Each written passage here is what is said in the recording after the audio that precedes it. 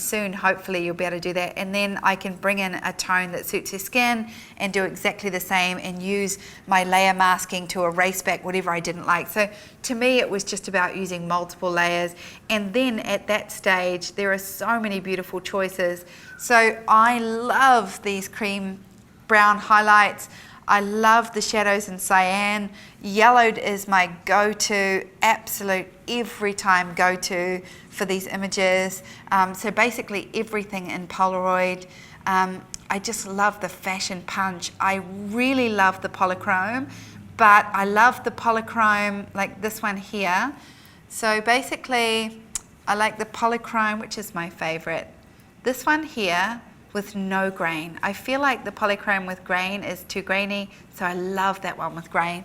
This to me resembles images that we were taking back in the sort of mid-90s. We were doing a lot of E6 processing, so we were taking tranny film, E6 film, we were putting it through the C41 processor. We were getting these magentas, really high contrast images.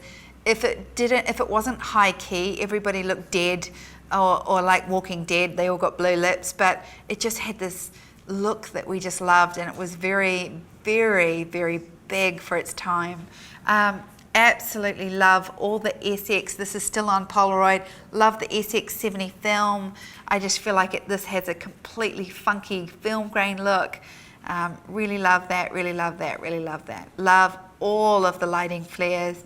Love lots of the backgrounds. The one thing I don't want to see you do on Alien Skin, I'm going to be really honest here, is last time I used it and everyone went out and got the trial version and bought it, is everybody started to produce images that were very generic like this. Like they were using, you know, these wet plate borders and everything, and I just feel like it looked like you'd gone and dumped a filter on there and had used no imagination. I mean, they definitely have their place, and if you want to create a wet plate look, then I feel like you can definitely do this without wet plating. I know all the purists will be like, no, you should be wet plating, but they're not watching this anyway, so we're okay. All right.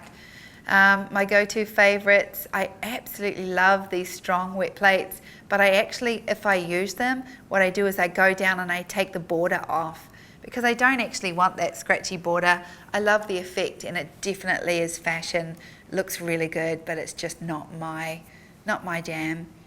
All right, in cinema, there is a favorite filter in cinema that I absolutely love, and I would have never said this.